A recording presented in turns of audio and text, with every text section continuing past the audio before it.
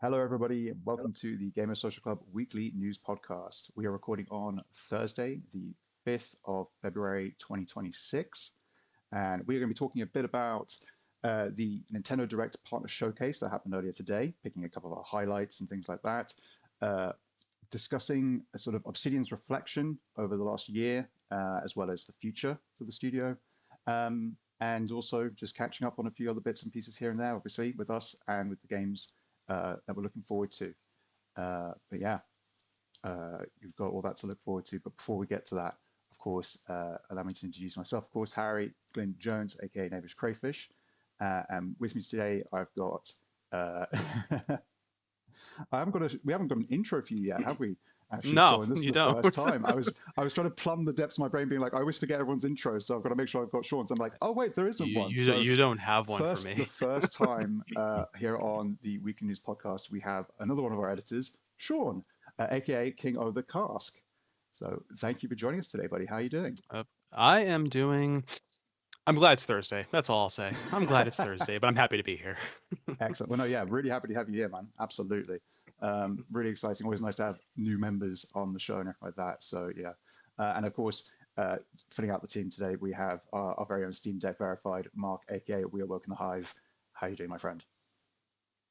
Really good, thanks, Harry, and welcome to the podcast to Sean. It's been a really good week actually. Actually had the pleasure of going to Addy, who's normally on the podcast with us, for his 40th birthday with him and V last Friday. So that was a tender Saturday morning, I guess we could say. But it was really good to catch up with the team, and yeah, we're a bit closer to one another here in the UK than those stateside. So yeah, Mhm. only a few hours drive, and it was a really good party. So yeah, but good to be back here talking about games this week.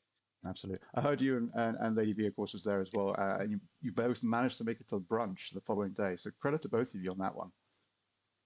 Well, I did have to get out of bed at like 9 a.m. in the hotel, go and get a sausage sandwich, and then I went back to bed in the hotel for an hour before brunch. So, yeah, Excellent. the Sausage joys of being sandwich. away from the wife and kids have to get an extra hour of sleep. Absolutely worth it, I'm sure.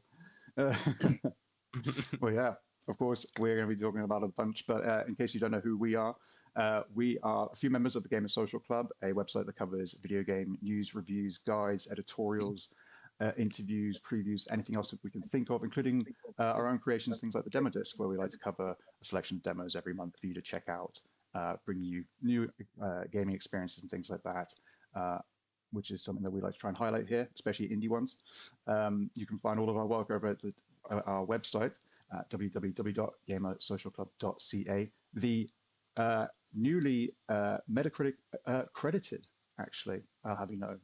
So yes, very exciting for us.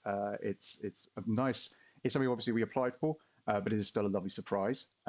Dano, the owner of the site, was able to share that with us only recently. And as you can imagine, yeah, it has got us all quite giddy with excitement here, and we're looking forward to whatever 2026 brings us alongside that. But yeah, anyway, moving on. Of course, if you want to know a bit more about us, there are the three pillars you should know. We are a grassroots independent site, which is fueled by our own passion for video games. None of us are professionals when it comes to this sort of stuff, so we try and just give it to you honest, the way we think and see it. Um, Number two, we finish every game that we review. So you know that we have roll credits on a game that we can. If it's a racing game or something like that, which doesn't do credits the same way that other games do, then we will play it as much as we can before sharing our thoughts, opinions, and score with you about it. For it, sorry. And third and finally, we run all our news through a rumor-free filter. So all of the news you get from us, you can be sure is factually accurate to the best of our knowledge. And we will do our best to update it going forward. And any mistakes that we make, we will obviously adjust. But yeah, we don't go on to things like social media and like the Reddit rumor mill. We go, straight from sources that we can trust, so that you can trust the news that you get from us. Of course, if you want to get more stuff, then you can come and join the Gamer Social Club Discord, where we like to hang out doing weekly game nights. We occasionally do a few giveaways. We also have our gaming book club that you can be part of. We're currently playing. I think we've got Reanimal when it releases later this month is our game for this month. Alongside, we did a double whammy because I think we also had a fun chat about sort of romance sim games and that sort of thing. So I believe the other one is Sucker for Love. Is that correct, Sean? It's a great game. Yeah, I've I got to I download it. I jokingly said to everybody in the server that I'm like, I've played almost all these games that are up for the voting. So for me, I'm like, whatever y'all want to do. I think the only one was the Exocolonist one. That was the only one I hadn't Mm, played. So that's of course the one I voted for because I'm like, well, I haven't played this one. yeah. Talked to all the others. So Excellent. Yeah. Really looking forward to diving into it. Not a genre I tend to go into if I'm honest, you know. So yeah, looking forward to that. And yeah, again, if you want to get even more from us, then of course you can follow not only the Gamer Social Club, but all of us individually on social media platforms. For the website, you can find us on Twitter at gamer_s_c, and then just search Gamer Social Club on like Threads and Blue Sky and Facebook or wherever else, so you'll find us. And yeah, for our individual ones, you can find all of that alongside everything else that I've just talked about in the rigmarole, and any articles that we might highlight from this during this episode will all be down in the description below, so you can look forward to that. It'll be good to have Adam back on the podcast because I love having all of his little directions and everything like that. It's great. But yeah, I think other than that, oh, and of course, sorry, yeah. If you enjoyed today's episode, please leave a like. If you'd like to share any thoughts with us, have any questions or feedback, drop in the comments below. And if you'd like to see more content like this, or our sister show, the GSC Girl Pod, which Sean has already been on. So yeah, you can enjoy that as well. Then please consider subscribing to the channel. But yeah, with all of that out of the way, we move on to our first segment as always, which is what we have been playing. And I think it's only fair, of course, being your first show, Sean, that you share with us what you have been playing first. I have been playing Elden Ring. Finally, I finally got to the point where I don't dislike Souls games. I'm just not good at them. I know that Mm, the only one I've ever finished all the way through was Bloodborne, which that nice. was my first one actually. But no, I have been playing Elden Ring. I am an int caster, and before anyone says anything, it is a valid playthrough option. If FromSoft didn't want it to be an option, it wouldn't have been there. They wouldn't put But it in the yes, game. Yeah, yeah. yes. So we are currently in the frosty, snowy mountains looking for giants and Oh, okay. finding a way to deal with the Erd Tree. So, but this is. I actually appreciate now more that I've gotten further along in the game that I'm like, oh, there actually is a really good story here. It's just early on in the game, it's just not there for the most part. Beyond what little Melania gives you, that's Yeah. it essentially. Yeah, But yeah. yeah, and I think that's definitely what led to that whole kind of conversation that people were having around the Game Awards when I think people were discussing whether or not it should be up for like a narrative of the year and things like that. Because it's like there are cool stories in this game, but it's not sort of told to you as a narrative. It is a narrative to be discovered, as it were, often because it's about events that have happened already, and you're like with so many FromSoft games, you're exploring a world a long time after the events have actually happened, and just picking up the pieces to then put it back together and figure out, oh, so that's what's been going on this whole time, which is really exciting and cool to do. And I love doing that. And that's why I really enjoyed Elden Ring. And like you, Sean, I'm very much of the school of like, I am not good at these, but I like them. And so, yeah, Elden Ring and Bloodborne and Demon Souls are the three I've finished. And yeah, started onto the Dark Souls series now. But yeah, really enjoying them. But yeah, narrative is a tricky thing to talk about with FromSoft games generally. I feel Yeah. Sekiro is probably the only one where you could argue like there's a narrative going through that game. Yeah, Um, 100%. Sekiro's the one Souls game I'll never touch because I'm like, I'm already not good at these. I'm not factoring in my balance in terms of a fight into the equation. So no, I will observe people play it. I will appreciate the artwork that comes out of it. I will never be picking it up ever. no, that's fair. I Yeah, genuinely found it the easiest of the lot, and I don't know whether that's just like a mad. twitchy trigger finger from playing shooters in my life, but I think I'm quite one of very few in that category. But Mm. yeah, You dig a it's parry. just that Yeah. parry system. Yeah, because I Yeah, mean, you've been loving Eliza P as well, so I mean, it makes sense that you're sort of in that parry camp, as it were, for these sorts of games. I mean, and there's a fair few of them that obviously have a good parry, but it's ones that lean into it that feel like kind of separate out. Do you just like Souls games, or do you like these types of Souls games? Um, which is mm, always fun to try. I tried Sekiro, I made it about halfway, got up to the Genichiro fight at the top of Ashina Castle. And then at that point, it's then like whichever ending you're going to go for, you kind of try and pick. And I was like, oh man, I'm gonna have to fight like Owl and Emma and Yeah. like what is it, the Demon of Hatred and all these things. I'm just like, no. And then that's not even getting to Sword Saint Ishin, you know. Jesus. The final fight with the three phases. I think mechanically that's probably my favorite ever Souls fight. I don't probably could do a lot of it without getting hit, and it's just Wow. it's fantastic. It is bastard hard at first though, but it's so good. It's so good. Yeah. But yeah. Very cool. But yeah, you're enjoying Elden Ring then, Sean. Yeah. You feel like you're gonna finish it, then you'll see it through to the end. I think so, yeah. I know Nice. I love I'm playing it on PlayStation, so it's like you're halfway through. I'm like, I don't believe you. Because Yeah, it's no, like that's always a lie. I don't believe you. Like anytime I look at the PlayStation like gauge of like, oh, you're 50%, I'm like, no, I'm not. Yeah, Don't lie to me, Sony. I know I'm not. yeah, absolutely. No, that's never accurate.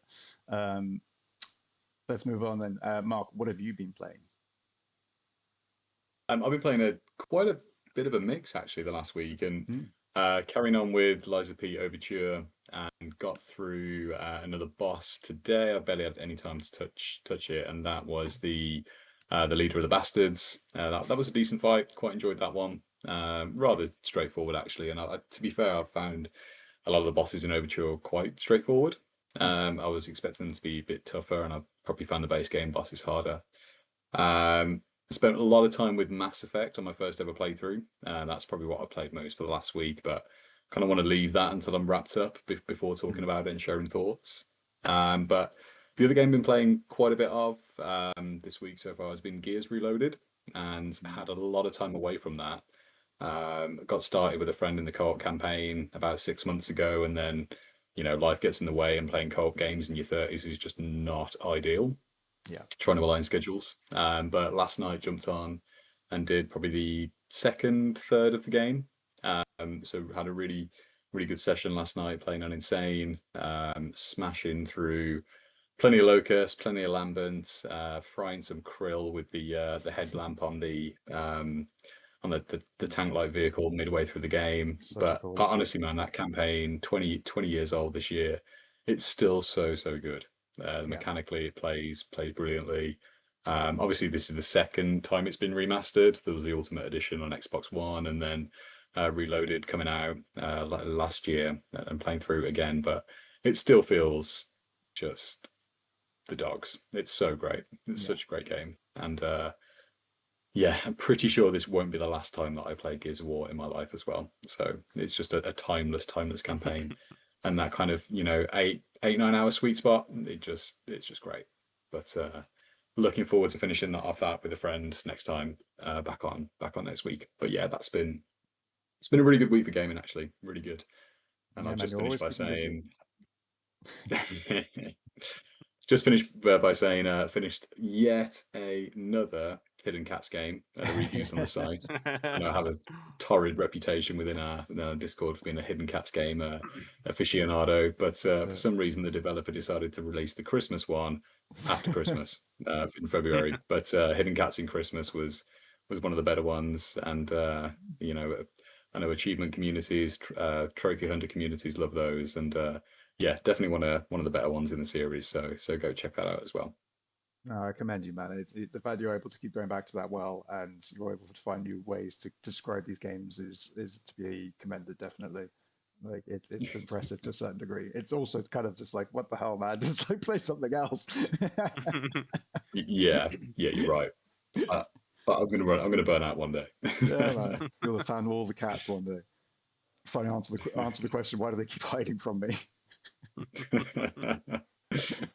Oh dear. Oh dear. No, and then just to round off real quick, I have been playing a little game called Tearscape, which I think I may have mentioned in the previous episode that we had 2 weeks ago. We missed last week's due to some birthday shenanigans. Which, if people don't know, is a sort of, if you, simplest way to put it, you take like an old school Game Boy top-down, like Legend of Zelda adventure game, and you take Bloodborne and you smush them together, and that's basically what it is. So you play as a hunter in this sort of gothic world, um, in sort of brilliantly realized in sort of 8-bit old GB kind of style color graphics. And you're sent off by the Grand Mandate, sorry, to hunt beasts across the world. And instead of being blood focused, it's tear focused. The tears you cry, as it were, and you collect tears and use those to level up and improve your stats and all that sort of stuff. Um, and Yeah, I'm really enjoying it. It's really interesting to see. I know it's not the first one to do it, but to see a game or a team take a Souls-like and put it into a sort of both a top-down, but then also like a much more old school graphical sort of design and direction, because with having all of the frames, it makes making those games, I feel like, almost like it lends itself to that.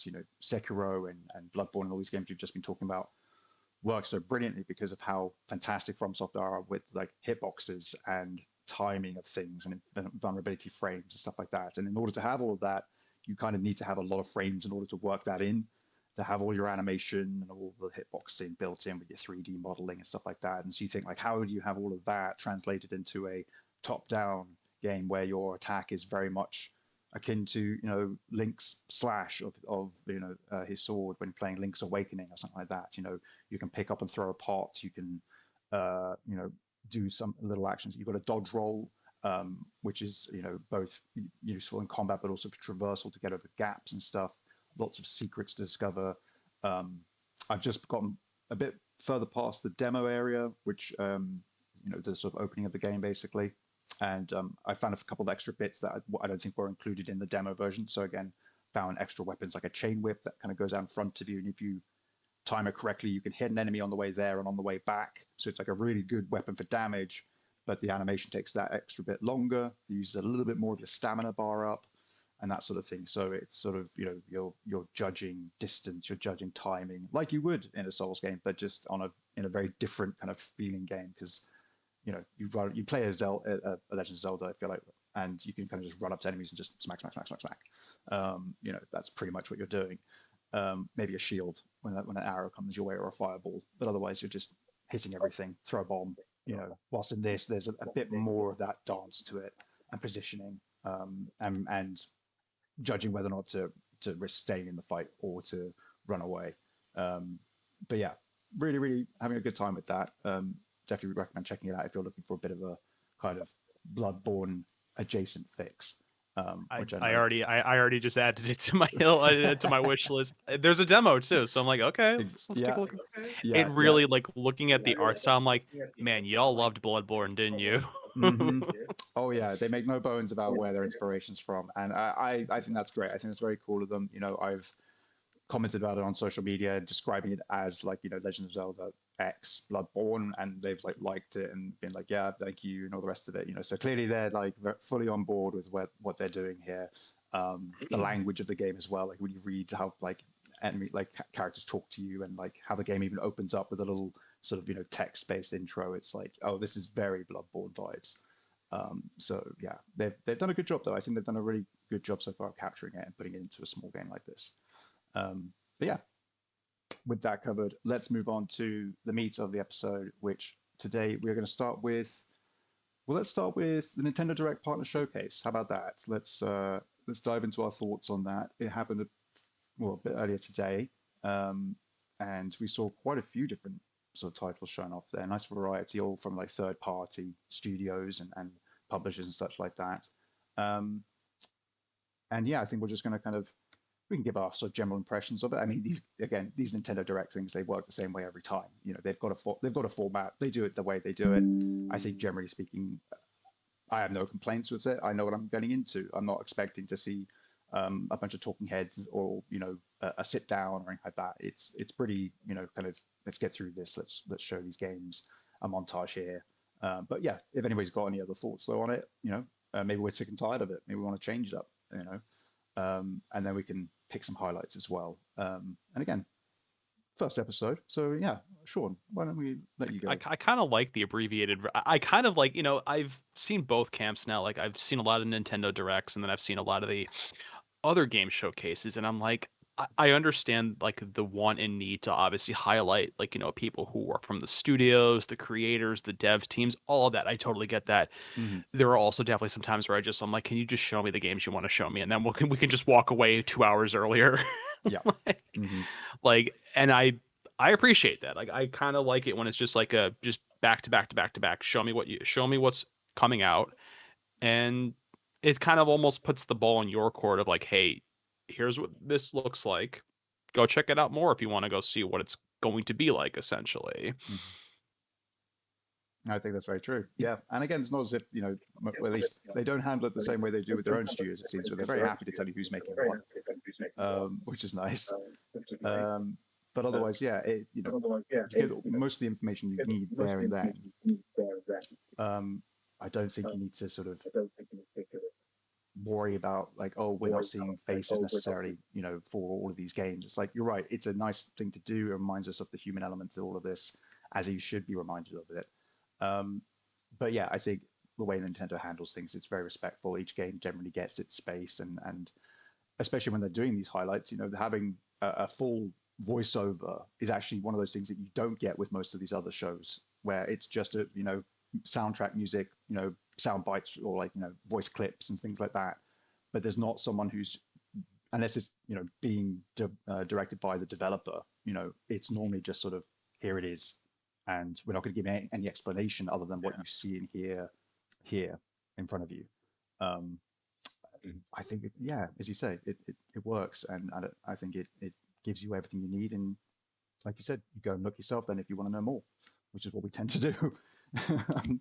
But yeah, well, but what would be like one of your first picks, would you say, from this showcase? Because again, you've got, I think, quite varied tastes to both Mark and myself, and I know that you're probably more of a Switch We gamer already than I talked am. about one that you're going to talk about, where it was like we Absolutely, both. yes. But Yeah, yeah.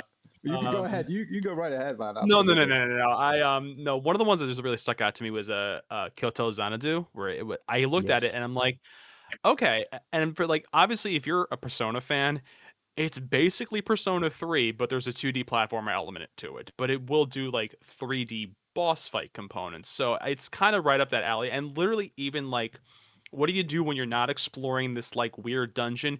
You're going to school. You're forming Hmm. you're building your friendships. I'm like, okay, so it's Persona. Let's just call it what it is. Yep. But I Yep. mean, again, that formula works and there is a fan base for it. I am part of that fan base where I'm like, oh yeah, I'm gonna play this. It's not even a question. Will I have to get a Switch too? Yes. But eventually Hmm. I will get one and I will play it. Yeah. But that was one that definitely stuck out to me. Um Yeah. Again, cool art style and general vibe to it. I think it stood out as well because that was in. I feel like that was in a bit of a chunk when you look through it. We've got again Dara, who some of you will know from being on this show, as well as doing the Dispatch spoiler cast. And of course, they're writing on the website. They did a great write up of the showcase with everything that was announced there. So please go check that out over on the site. It'll be linked below. But yeah, that game, if I remember, kind of came in a chunk of a lot of like anime games because I think it was even called like amazing games sort of mhm. thing.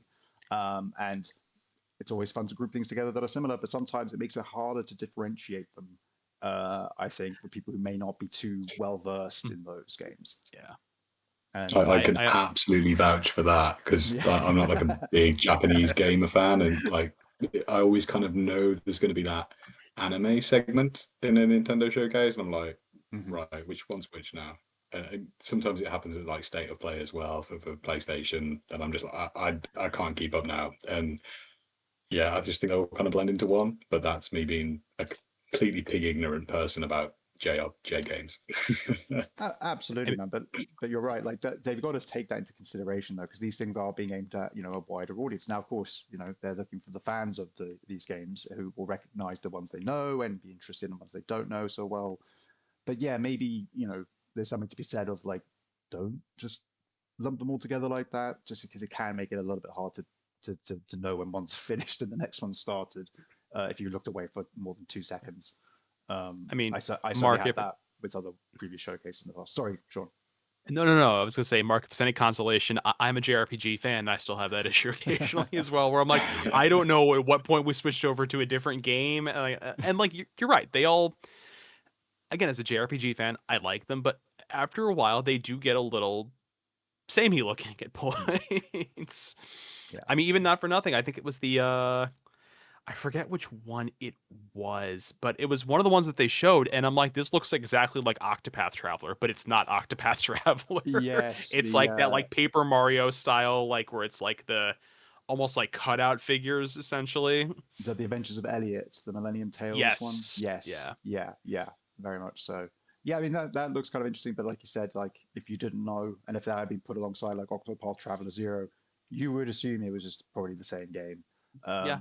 And yeah, that's kind of I kind of had that, with the sort of it went from the Grand Blue Fantasy Relink Endless Ragnarok into Monster Hunter Stories 3 Twisted Reflection, and because like you're fighting big monsters in Grand Blue as a team, and then you're fighting big monsters in Monster Hunter as a team, and it's just like we could have probably bookended this surely with these two instead of having them right next to each other.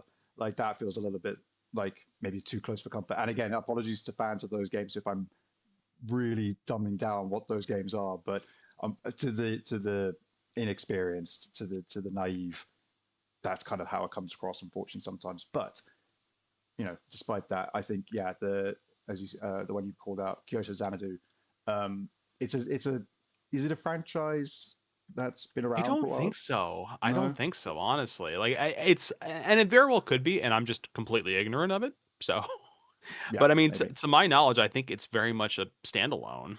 Mm, And now you got yeah, me curious. yeah. Because I mean, I recognize the other ones. Obviously, as I said, Grand Blue and Digimon and things like that. They all are. I mean, gosh, yeah. You hear about a lot of those often. But yeah, Kyoto Xanadu stood out as the one I was just like, I don't know that one by name. Hmm, Hmm. interesting. Um, but yeah. Okay, so Mark, what would be a highlight for you from the show? And a segue from kind of what Sean just mentioned about the Adventures of Elliot, because Hmm, very similar to you, Harry. Like at face value, when I remember seeing this game last year, I thought it was another JRPG in the kind of the Octopath style. yeah. And Octopath are like 100-hour games, and I just don't have that in me for a role playing game. Yeah, it's got to be like Hmm. maybe like a Souls or an Elden Ring can maybe grab me for that long, but an RPG is just not going to cut it. But I love kind of like modern Zelda, old school Zelda, but this seems to be kind of somewhere in the middle, I would say. But the art style of HD 2D is just absolutely wonderful. And they've obviously done this for Octopath, they've done it for some of the modern Dragon Quest remakes. But Yeah. this is looking stunning. I think the gameplay looks really good fun. Um, and the art style, I can't get enough of. I think it just looks really cool. So I just brought the trailer up again here while we're watching. But I believe there was a demo out last year, if I'm not Yeah. mistaken, Yes. Yep. as you mentioned. So haven't yet picked up a Switch 2 and don't intend to till much later in the year. But I think Adventures of Elliot is looking really, really positive. And again, if I'd had realised what type of game it was at first glance, maybe I would have been paying a lot more attention before now anyway. But that's looking really, really positive. And Yeah. yeah, Square Absolutely. Enix look to have one that's people are really impressed with there as well. I think there's quite a lot of hype about that game. Yeah, it's definitely one that stood out to I think people over the showcases we've seen of that. And again, this was a launch date announcement trailer, which so it's June 18th when it'll be releasing. So that's something to look forward to. But yeah, I think again that style, the 2D HD um, aesthetic is a new one that new one. It's been around for now a good few years, but of the art styles that have become trendy, that is one of the more recent ones that I really like and would love to see more new games in, new IPs, but also yeah, if we're going to do remakes of older titles that already kind of fit into those aesthetics, then yeah, lean into it. I think it's a great way to add more life to these games because it's a magical way of capturing the old school aesthetic of pixel art, which these games obviously were built around, and keeping it feeling fresh and exciting and it kind of basically brushes the dust off them a little bit. You know what I mean? It just gives them that little bit of a polish that now modern audiences can kind of go like, oh, there's enough happening with the UI. There's good like particle effects now. The camera is a bit more kind of like there's more going on to make it feel like a more modern game, and I love that right now. I think it's only doing good. I just hope people don't get sick of it. um, but yeah, as as Sean alluded to earlier, the one of the games I wanted to highlight, and we talked about just before filming or recording, was Orbitals, which we saw last year at the Game Awards. It was revealed there. It is a co-op sort of spacefaring adventure, very much in the style of like Hazelight Games, Hazelight Studios, the Joseph Harris led studio that's behind It Takes Two, Split Fiction, um, A Way Out, and very much goes for that, co-op only gameplay where you have a split screen and you are playing locally or online with a friend or whoever, um, simultaneously helping each other with like, excuse me, different abilities, different tools and stuff like that as you progress. And this looks to be a kind of really fun looking, like heavily 90s, 80s anime inspired kind of version of that. This trailer, we got to see a bit more of the actual like tools and things, a bit more of the gameplay, as well as the sort of like little side things, some of the NPCs, uh, little mini games that you can do. There's a lot of like the kind of like what you do between your adventures, like what you do back on your own ship. There's like a fun mini game you can play together. You can play music instruments, like the two characters, Maki and Amura, have got like a drum kit and a piano, and they play together and stuff like that. And it's just really filling out like what this game has to offer, much in the same way that the sort of Hazelight games do. And Shape Farm, the studio behind this, and Kepler Interactive, the publisher. Um, I think they've got something really cool, really special here.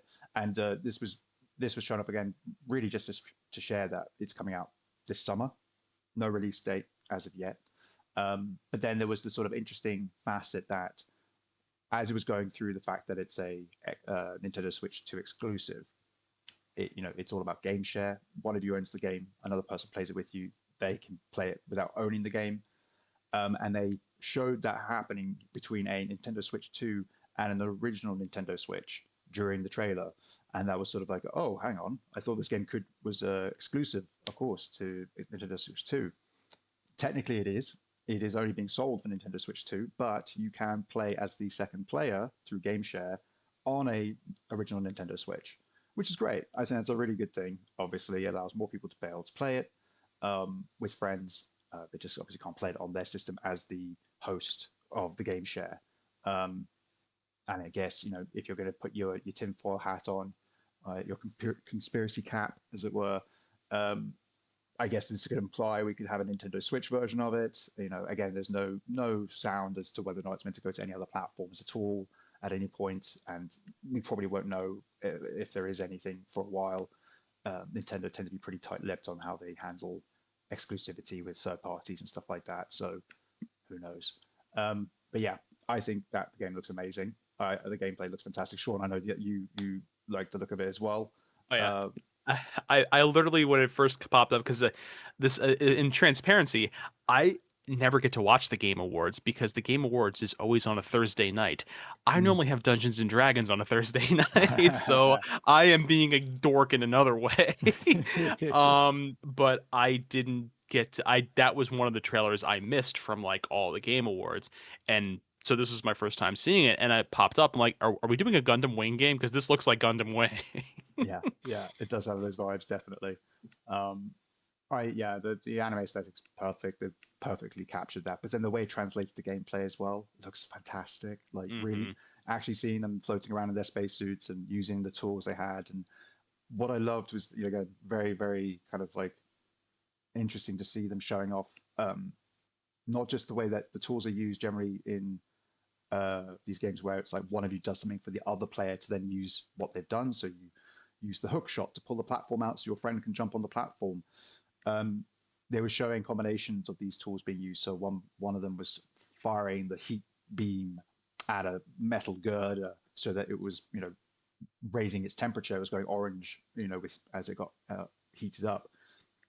And of course, as everybody knows, hot metal becomes more malleable, and thus the other character had like hook shot it and then was pulling it, bending it down, like exposing like a path ahead sort of thing, past this metal structure. And it's like that's really fun. I like the fact that there's going to be different ways to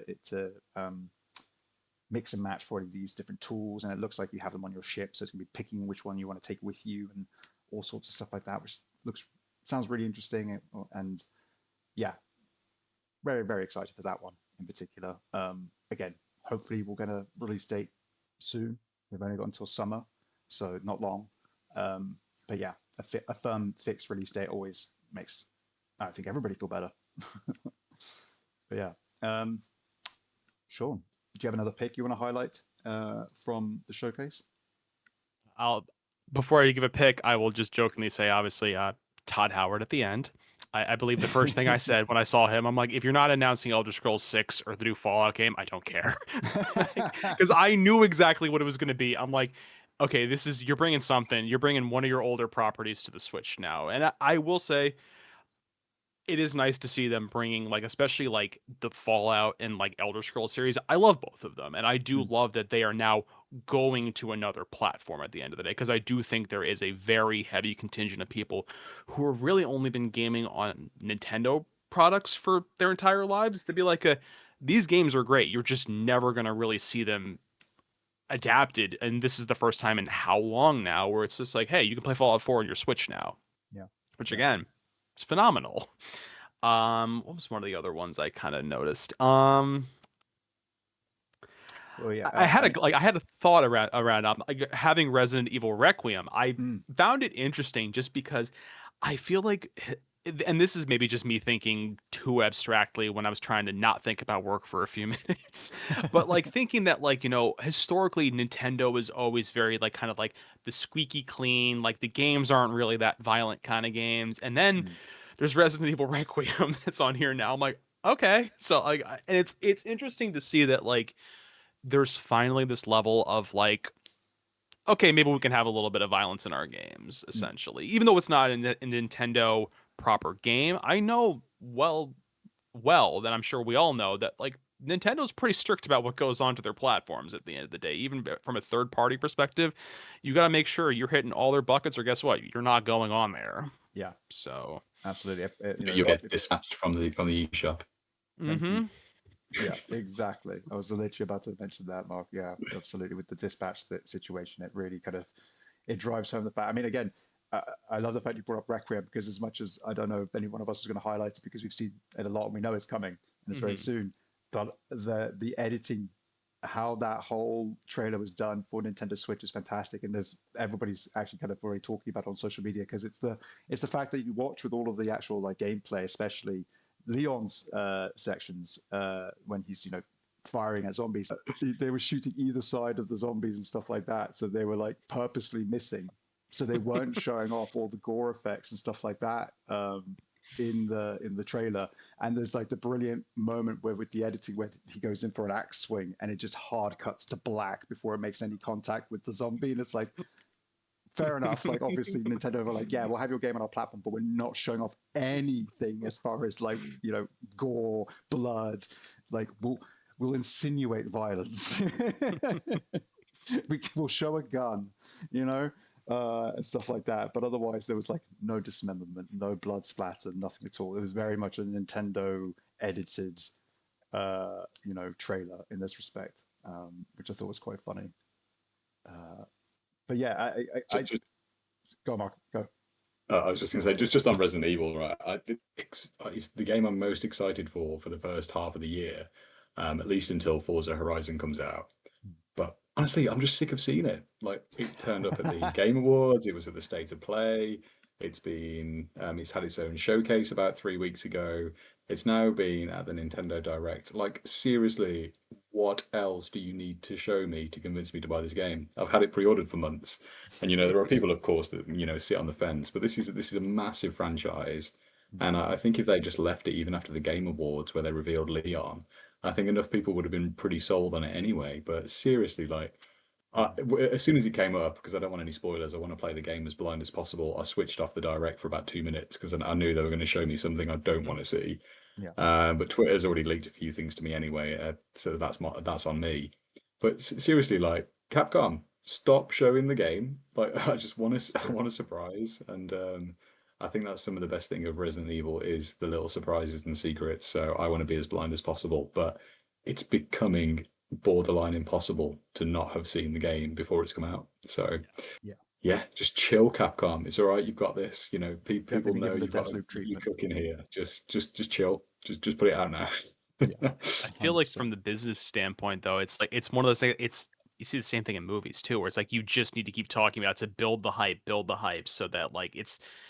And unfortunately, I think it very much is.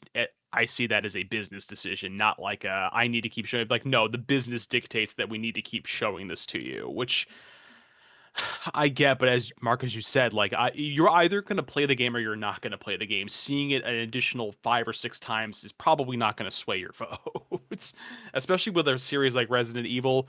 You're either going to play it or you're not going to play it. I don't think it's like this like new game where no one's ever heard of it, considering how long Ari's been around. Yeah, 100%. Definitely doesn't feel like the sort of game that continuously needs this marketing push, but there we are. It looks great. You know, it still looks great. Looked great the other times we saw it, but yeah, always, yeah. There's a line to be trodden, and yeah, Deathloop is the example I always go for, of just a game that where you're just like, yeah, you've now overshown the game, um, and yeah, Requiem I think is about that same place now. Um, right, I think the only other game I wanted to highlight is one of the smaller ones that actually showed up, I think, during the little montage they had going on, which is a game called Shadow Tactics: Blades of the Shogun. It's quite an old title in regards to the general games being shown off at this direct, but it's a real-time tactics game, different from a strategy game. It's that smaller scope, select group of individuals, all who have like unique skills, and generally are based around stealth and like espionage and things like that, from a sort of isometric viewpoint, controlling these different characters in real time. Set in sort of feudal Japan, you control like you've got a geisha girl who's good at like getting secrets and poisoning people. You've got an old man who's like a sniper who's got like a, deconstructed rifle, which you can like then take to different places and like hides as like a walking stick, if I remember correctly. You've then got like a full blown like samurai guy with a big odachi sword. You've got your little uh, no, they're not called shinobi. What's the I've forgotten what the term is. Kunoichi for the female Japanese ninja, I believe is what she is. And yeah, really cool games. I really like that one. And so seeing it come on Nintendo Switch 2 is great, especially because I know the studio behind it, Mimimi Games, have sort of struggled a lot since then. They've been going through it. I don't actually know if they're still around as of sort of recording this. I should probably check that before doing this.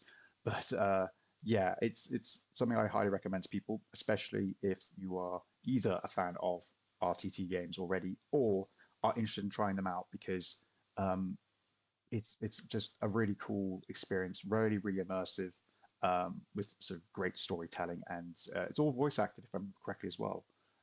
So yeah, worth checking out if you want to try something different or are looking for an RTT game, because they're few and far between. So yeah, nice to see the genre still trucking along quietly. Uh, right, gentlemen. Does anybody have another pick from the showcase, Nintendo Direct partner showcase they want to highlight, or should we move on? I'll Nothing on just jump my in end. quick and say I was really pleased to, surprisingly actually, see Final Fantasy VII Rebirth get confirmed for Switch and as well Xbox, which I hadn't even realised until posting the blooming article on the website earlier today. I finally found the Xbox one shortly after. But obviously, Final Fantasy VII Remake had a period of exclusivity that was quite long. So it's only just come to Switch and and Xbox only about a week or two ago. But Rebirth came out in less than 2 years back, and it'll be on Switch and Xbox by June. So that that period of exclusivity has been much narrower. I only played 7 Remake on PS4, so planning to get Remake integrated on Xbox in the next few weeks. But really glad that going to get to also have the shot at a Rebirth, pretty soon too. So that's awesome. And the Final Fantasy director has been saying for a while that they're going to close up the trilogy on all platforms, and it looks to be kind of inevitable now that it will be day one on everything. We know that Rebirth underperformed expectations for sales for Square, so it seems that there's no real financial incentive to them to just lock it on PS5 for when it finally comes out. But this also makes me feel that we're probably going to see part 3 within about 18 months from now, I would say. I feel like if they're pushing this out in June on all platforms, they've got to kind of keep the hype going on Nintendo and Xbox consoles. And I really feel like we'll see it within 18 months now. But yeah, excited that the second part is coming to Switch 2 and an Xbox in just over 4 months. So really good times. And Final Fantasy's having a good moment right now with 16 was good. People still loving 14, and 7 remake is good. And maybe one day, Harry, we might get you that 9 remake. But the stars haven't quite aligned. Just had to get that in there. No, you're absolutely right. You're right. It's great to see remake and rebirth and stuff can move on to other platforms, so that as many people as possible can enjoy this landmark kind of game. And like you said, yeah, it'd be really exciting to hear and see something of the third game, the final installment of it. Maybe a Tokyo Game Show or a Game Awards appearance. I think Summer Games Fest will be too early. I imagine back end of this year would be the earliest we'd expect to see anything. I also feel like it's gonna. I feel like it's gonna be. I feel like the way that Sony and Square Enix are together, I'm like, that's a PlayStation state of play. That's the only place it's getting shown. I think that's the only place you're gonna see it for the first view.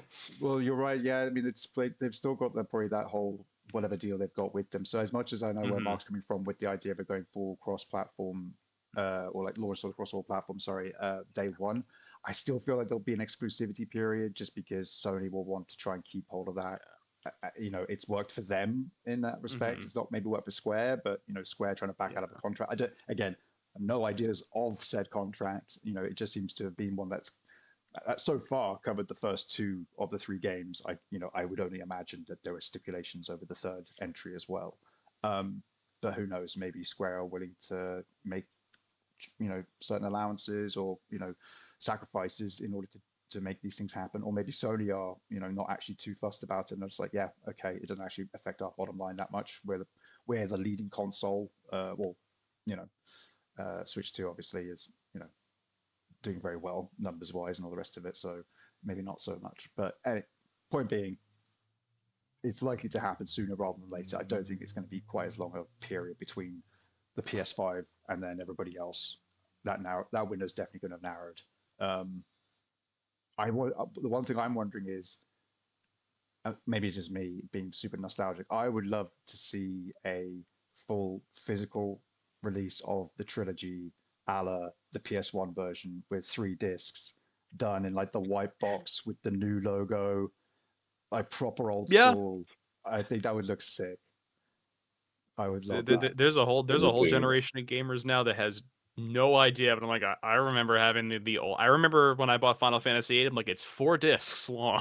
That's it. Yeah. So exactly, I'd love to see that. I think it'd be really fun. It's a nice way to sort of just pay homage to the OG again, but at the same time, kind of, keep with the theme of the whole series, which is great.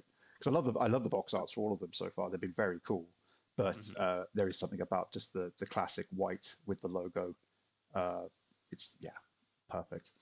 But yeah, I think the only thing I'd like to mention before we do move on to the next bit is the fact that we didn't see we didn't see Elden Ring for Nintendo Switch 2, which of course has been sort of indefinitely delayed. If that was what you say, Mark, I think I remember before we started recording. Yeah, I think the tarnished edition has a tarnished reputation after people got hands on. I think it was at Gamescom. If I'm not mistaken, I think that was the show, but I think the public got their hands on with it and were like, "This is just not good, so don't ship it." So I think it is on a indefinite hiatus, and of course, Duskbloods is the follow on, which I think you're maybe about to mention, Harry. But if they're struggling to get a 3-4 year old game running on Switch 2, that doesn't fill me with that much confidence for Dustbloods, which is a whole brand new release, which is exclusive to Switch 2. So I think it might be a little while until we see anything from Soft on Switch. And I don't quote me on this. I'm not sure if I'm entirely right, but I think the Dark Souls remaster, which they released on the original Switch, was quite negatively received. I think it didn't perform that well. So if I'm not, I might be making that up, but I'm sure that's what I heard. But yeah, I think From have a bit of a turbulent relationship with Nintendo hardware, so hopefully they can get it right in due course, because more people need to play Elden Ring. More people do. Yeah, Probably not as a absolutely. mage, but maybe as maybe Wow. another podcast. Well, yeah, and again with the whole Dustbloods thing, it's a fully online game, which is something that FromSoft aren't particularly well known for being good at, frankly. No. They sort of dabble with multiplayer in a very strange kind of way. Um, they'll be seen with it in public, but they don't want to be associated. It seems, kind of thing. It's like it's Yeah. it's very weird. If you want the true multiplayer like Souls experience, you got to go to like the dark alley and build a mod into your Yeah, game to yeah, allow for that. It's like we're not going to sell it to you, but that guy around the corner will, yeah, kind of yeah. thing. Exactly, and who knows what else. But yeah, that's it though. And it's shaky at best with them a lot of the time. Connectivity and just sort of finding people and all sorts of things. And it's never an easy solution. It's always a roundabout way of doing things. So we'll see. Dustblood's obviously focused on that. You'd like to think they've got a better idea in place, but yeah, we'll see when we see more of it. Hopefully soon. Who knows? All right, let's move on then to uh, our next topic, which is going to be talking a little bit about Obsidian, who was spoken to. I think they did an interview with Bloomberg, if I remember correctly, um, and they were talking about the year of Obsidian 2025, when of course they released 3 games in one year. They released close to the beginning of the year, Avowed. Later on, they then released Grounded 2 into early access, and then lastly, The Outer Worlds 2. And they then have also sort of talked a bit about going like the future of Obsidian, how they're going to approach game development, or development cycles and things like that, size of games, expectations, this sort of thing. Again, to sort of bring it down to probably the subheading that everyone has seen. Avowed and Outer Worlds 2 did not meet sort of sales expectations, whilst Grounded 2 was a success and has sort of met those expectations, and is they're happy with it basically. But the other two, they're two bigger releases. They're two big, AAA, very very polished AA, depending on how you look at Obsidian. Games just didn't quite make the cut. It seems now, it's led to them, seemingly just consider going for smaller games, like Grounded 2 or Grounded or Pentiment, like we saw before. But yeah, I'm torn. I'll be honest, I'm kind of torn on this. I love Obsidian for a lot of different reasons, and I think it's because they make such a variety of games. Having played things like New Vegas back in the day, and stuff from before that, when these guys were all at different studios, Black Island, places like that. Um, yeah, it's a tough one, honestly. Like, I've got a lot of history with the studio, so it's weird to see them struggle like this. Um, I didn't kind of expect it, but then again, maybe it's because they're making games in a different market, where your typical first person RPG fare, whether it's a fantasy or a sci-fi game, as is proven with their 2 releases, um, really has to do something special now in order to stand out, and maybe they just don't quite have that in the amount that is required anymore. I think they still have that quality. I just don't think it's maybe as big as people want it to be, or maybe I'm getting the wrong end of it. Um, Sean, I know you don't have much to do with I do. the Obsidian stuff, but like, But just listen to, even yeah, sort of like taking in what that is all yeah, about, and going for smaller game scale and that sort of thing. Like, what do you take away from that? so I've heard of all 3 games. I've touched none of them, Yeah, but I yeah, know not for nothing, as you were saying, like, it's kind of like, we're doing a fantasy, we're doing a sci-fi. You have, as you said, such a bigger market of games with studios that are possibly going to do it better than you, just because of how much time, talent, and just money that you can throw behind it. Mm. Whereas I haven't played it, but something like Grounded 2 is such a unique game in and of itself that's really its selling point. And like, yeah, there's obviously a lot of like survival crafting games that exist out there. There's really none where you're living amongst giant bugs is Yeah, kind of the thing. So it's like that whole niche right there, like that's that game's selling point, and like that is going to be what really pulls people into that kind of genre, especially if you mhm. want something really unique that's like not a Minecraft, not a Valheim, which I know they talked about the Valheim port to the Switch 2 at the Yeah, that direct. as well. Yeah, But yeah, I think Grounded 2 offers something very unique, whereas I think something, as you said, like Outer Worlds or like, Avowed is like it's gonna be a little more meh, for lack of a yeah, better term. yeah, yeah. I think you're right. It's tough when it is this competitive. I mean, Mark, you played both Avowed and Outer Worlds 2, or just Avowed? I dabbled in about, and honestly, Harry, I can't tell you why I didn't continue because I was really enjoying what I played, and I haven't played either of the Outer Worlds. But kind of what one angle that I wanted to approach this about Obsidian, and I haven't played many of their games, truth be told, but I really respect what they do, and I think that they've got that their quality is apparent. Yeah, But I think they're living in a bit of a bigger Xbox shadow of Bethesda now because Microsoft own them all, and the parallels between Avowed, of course, is the Elder Scrolls.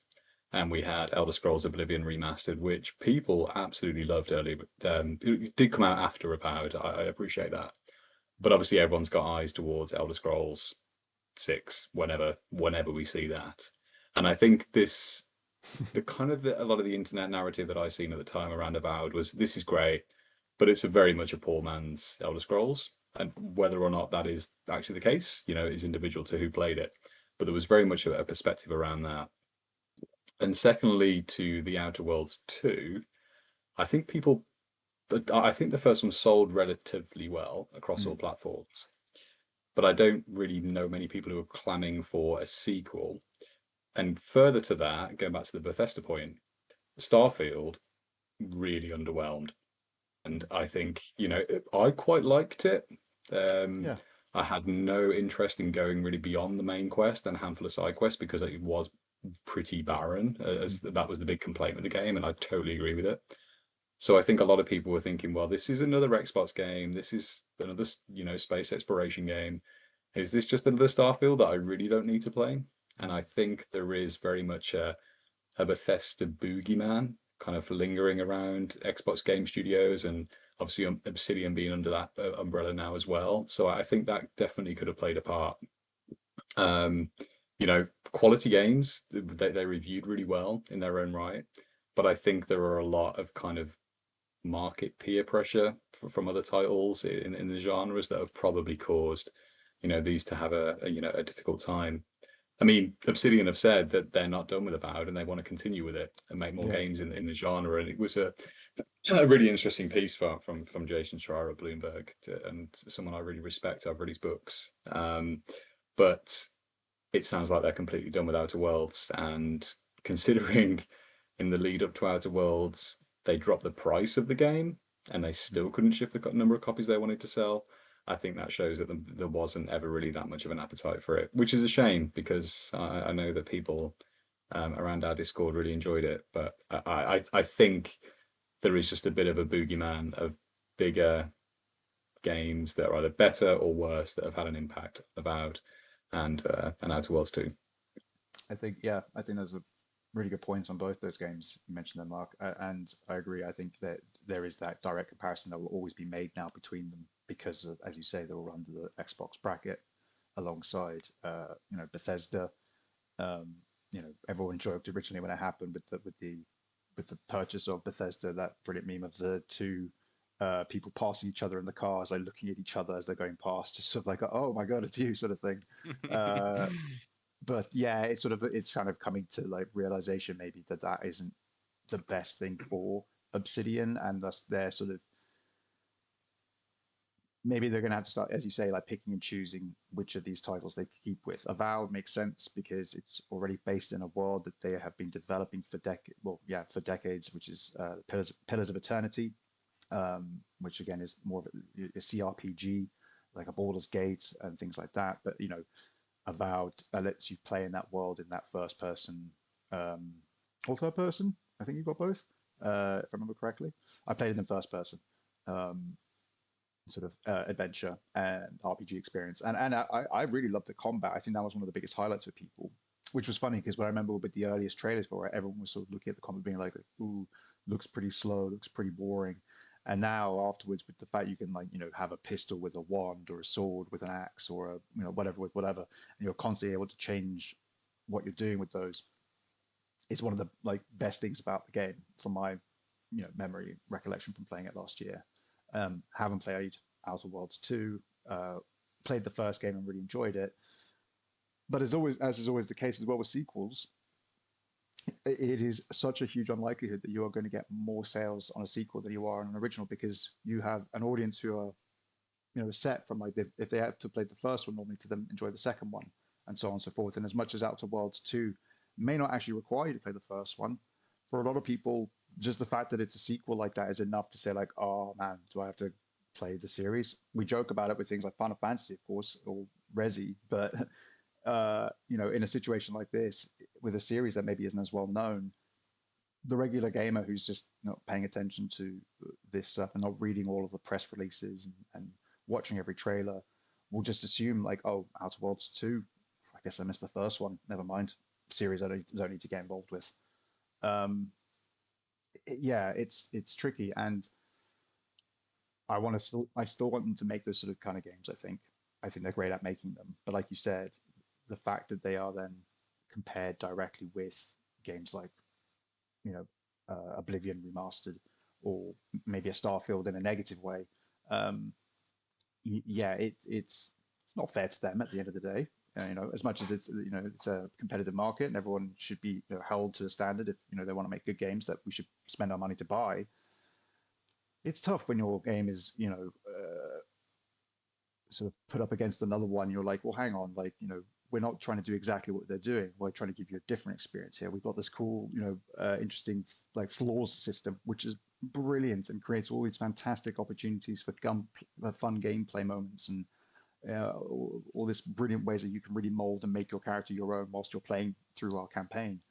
We don't have 1,000 planets, but we don't need 1,000 planets for what we want to do. So there is enough to like differentiate it, and no doubt a lot more than that. But yeah, it's tough to get people invested in a new game, or as far as they're concerned, a new game.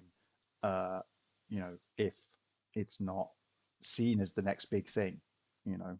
Um, I also wonder to a certain extent, I was just thinking about this, that like the more that gaming has really kind of exploded over the past few years, like past decade or so, of how much more approachable gaming is now to a lot of mhm, people who realistically and historically never played a video game, is that it almost is like, as you were saying, Avowed is doing something very unique, and it's not fair to compare it to like an Elder Scrolls.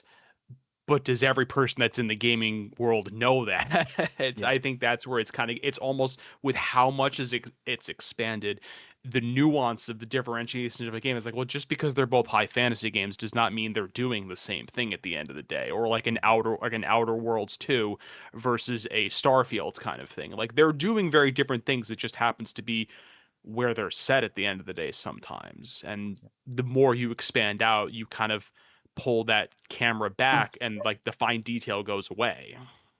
100%. Yeah, that's really well put, Sean. Yeah, I hadn't thought of that. And yeah, yeah, as I said, I'm kind of stumbling over myself here just because I think, hearing like, Josh Sawyer talking about this stuff and thinking about like the history of that studio. It, there, I think it's because it's a studio I never thought I had to worry about, and now suddenly I feel like I do. And that's scary when we've seen what's happened with studios that we've maybe had to worry about with Xbox and well others as well. But currently, unfortunately, Xbox tends to be the one that's first up when they've been shutting down studios. Um, So yeah, yeah. I mean that. Gosh, I put that up there with some a studio like Rare. If the announcement of Rare being closed, shuttered happened, I think at that point, that as far as I'm concerned anyway, I'd have no faith whatsoever in Xbox as a platform, at all, just because as far as I'm concerned, you're now doing irreparable damage to this industry. So I hope that we don't see that. I hope we don't lose an Obsidian or a Double Fine or a Rare, or Bethesda even. Gosh, who knows? It's scary. It's a really, really tempestuous industry. Even when you're a big dog or you're owned by a big dog, it doesn't matter because everyone feels the pinch eventually. Um, and yeah, I don't know. It's Further on the Xbox thing, Harry, with these games, and yeah, I've been an Xbox player for so long, and it's still my main platform. But I've always complained about how bad their marketing is, and yeah, their messaging, and the way they're all over the place. hmm And last year at the Xbox Summer Showcase, the Outer Worlds 2 had its own kind of bolt-on extra. yeah, There was like a standalone thing aside from the showcase. It was a deep dive into the game. It was dreadful.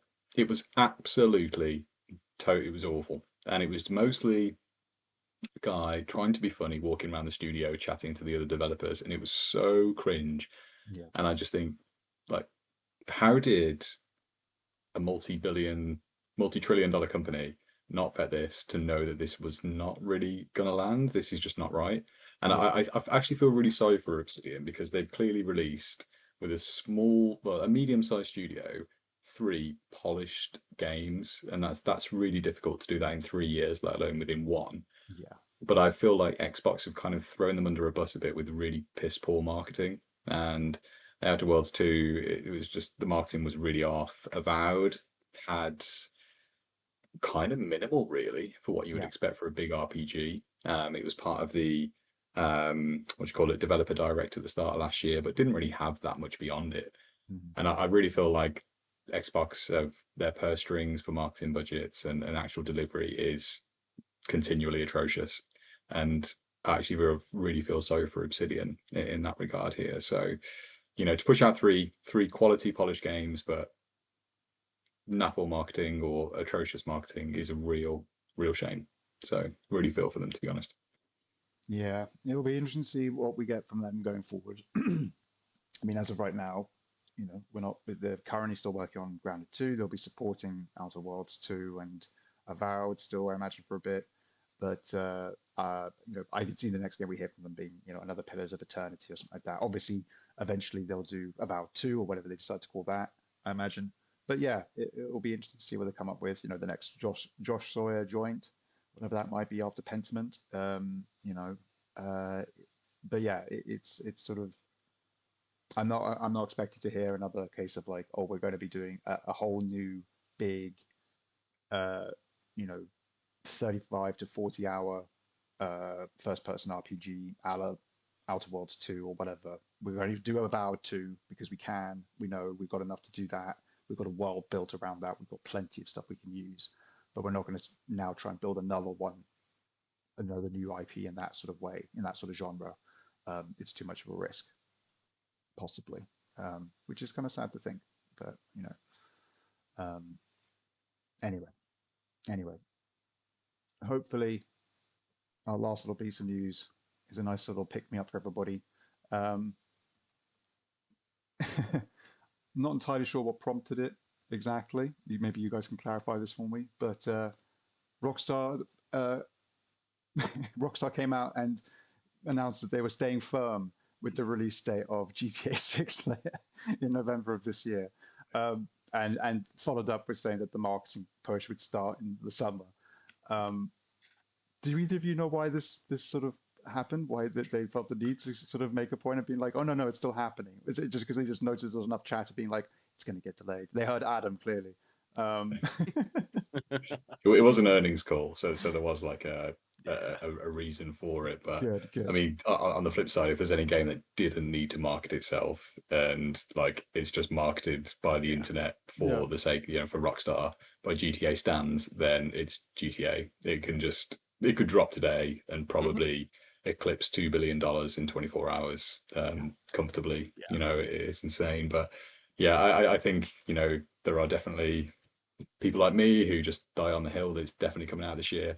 I died on the 2025 hill that it was coming out last year and I failed. But I live in hope that I'm actually going to play this game at some time in my life. And but yeah, it was an earnings call, and the head of Take-Two was talking about the plans to kick off the marketing campaign from the summer, with a lead up to the November launch. And there was also some myths online about a week or so ago that they were going to postpone a physical copy till post-launch to avoid any spoilers.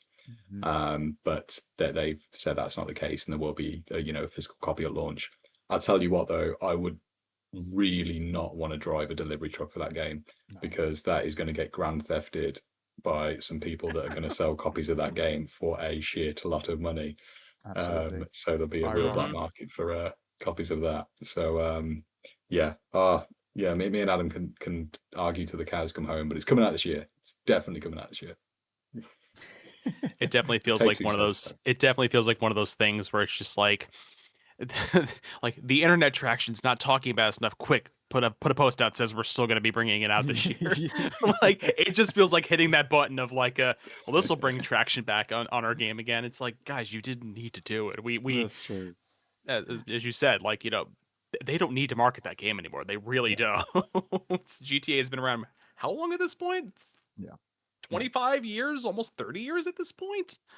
I feel like. Yeah. So it's getting up there at the point to be like, you don't need to market yourselves anymore. Like I It's an institution. remember playing GTA 2 as a kid, Yeah. and it's like, I know that it's a series, and I haven't picked up one in a while, but I'm like, I know it's there if I ever want to go back to it. Yep, absolutely. I think yeah, as you said, Mark, it was based on a earnings call. I think it's just very funny that the sort of the world reacts in such a way, as you said, where it's just sort of like they talked about it. They talked about it, like it's as if they weren't going to eventually start building up to it. Like, yes, you're absolutely right, both of you, that it doesn't need a marketing budget in order to do what it's going to do. But they're going to give it one, of course. Like naturally, they're going to give it one because it's going to be the biggest thing that's ever been launched uh, ever. It's going to dwarf the lunar landing and all sorts of stuff like that, for Christ's sake, in human history of events. It's absurd.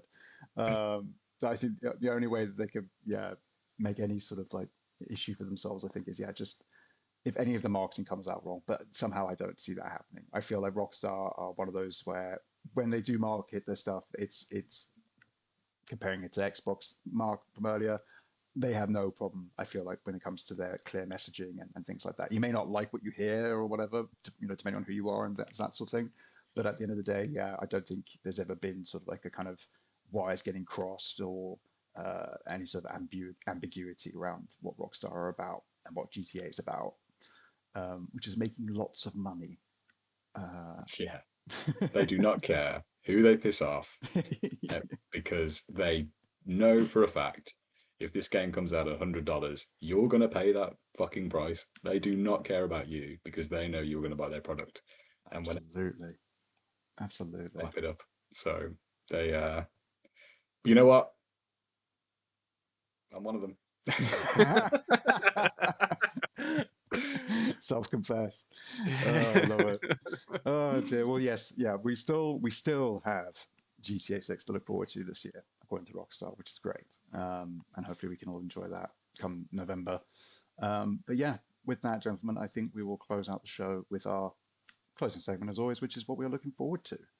Um, I'm currently under embargo for a couple of things that I'm playing right now. But one thing I am hoping to get to eventually uh, is a game called Demon Tides, which I think we brought up before, possibly on this podcast. It's a expressive 3D platformer, very much aimed at people who enjoy exploration, but also a maybe like a time challenge or a speed run challenge and that sort of thing. It's from a studio called Fabraz. The type before this one was sort of a kind of a prequel. Well, yeah, I guess it is a prequel called Demon Turf. Um, that has a slightly different aesthetic where you are a 2D sprite in a 3D environment, whilst with uh, Demon Tides, it's similar, but your sprite is you are now a 3D character. Sorry, there is no sort of 2D element to it, if I remember correctly. But again, it's got really amazing looking, fun traversal. Lots of like air dashes into hops, into transformations, into a little bat creature, into a like I don't know umbrella fall, whatever you might think of, a dive. You're just chaining all of these moves together to climb up big, sort of structures or get across big swathes of the ocean. It's called Demon Tides because you're exploring a giant ocean full of like islands and stuff. Um, and yeah, looks very, very cool. Great sort of art style. Um, got a big personality to it. And yeah, it just looks like a lot of fun. So yeah, looking forward to that coming out later. I think it's on February, I want to say 19th. I will add a little edit here if it's not. But I believe that's the date. It's definitely out later this month. But yeah, Sean, what are you looking forward to? Um, I've written several articles about it on Gamer Social Club. PVKK. I cannot wait for Ah, that game to awesome. come out. I Yes. want to man my interplanetary gun and just be questioning whether I'm actually being fed lies about what my government says I should be doing. But Absolutely. no, ever since I saw the teaser trailer to that game, I'm like, I gotta play it. It's too weird of a game not to, so I'm like, I'm all for it. Yeah. It's projected right now Q3 2026. We'll see if that happens. Because I Hmm. mean, I anytime I ever see something on like Steam with like a here's our release date, I'm like, I'm going to take that with a lot of salt. Because I'm like, I Absolutely. don't always believe you.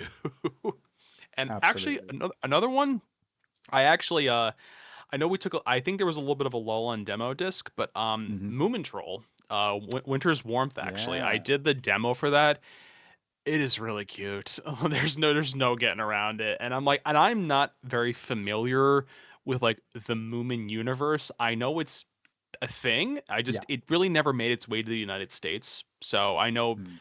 Europe, it's a lot more of a common thing, but I'm like United States never really made its way here. I know there was the game that they did beforehand, Snufkin. Still haven't played it yet, but it's cute and it's very much like it's kind of just a walking simulator, and you use some of your abilities to walk through. So it's like it's not going to be a challenging game. I just want a good story and like Yeah.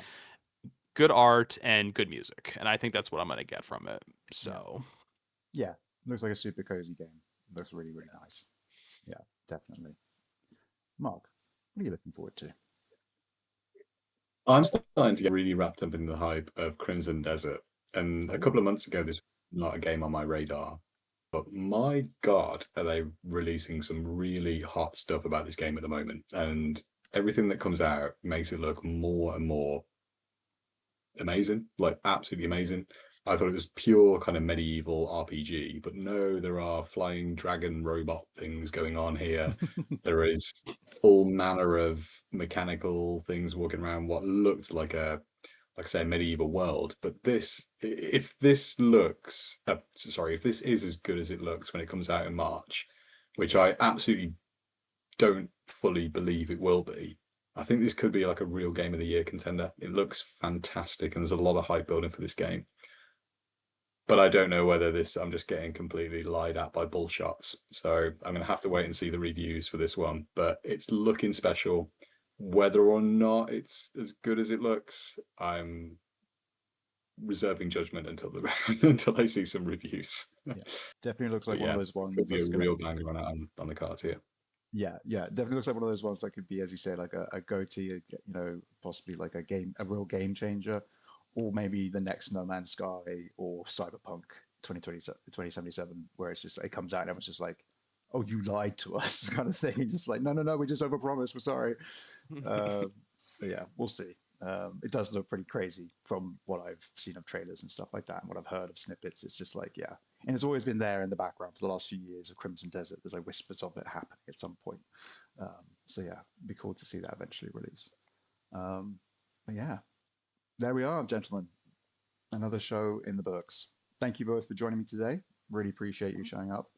And yeah, thank you all for listening and watching wherever you are. Again, Really appreciate you, checking out our content. Any of the stuff we've mentioned, talked about from the site, please go and check it out below in the description. We've got several other reviews up as well, worth checking out. If you want to see what we've been writing about recently, we've got Neo 3, again, Mark's Hidden Cats and Christmas review. We've got Death Howl, which was reviewed by Lady V. Cairn, which again, we did a bunch of guides for as well, which we highly recommend. One of our writers, Crystal, did a fantastic job, both on her guide and also or on her review and all the guides. Really, really excellent stuff there. Yeah, a bunch of other Octopath Traveler Zero, Hank Drowning on Dry Land, Roots Devour, I Hate This Place, loads of stuff to check out alongside all our other news coverage and editorials and things like that. I did a little article about the top 10 most iconic mountains in video games. It felt It's a like the super right time to do it. It's a super article. It was a bit of fun, you know what I mean? Sometimes you got to do one for yourself. But yeah, no, it was good fun. But yeah, anyway, that is the end of today's episode. Thank you everybody for tuning in and hanging with us. Again, be good to yourself, be good to each other, play some great games, and we will see you next time. Bye bye.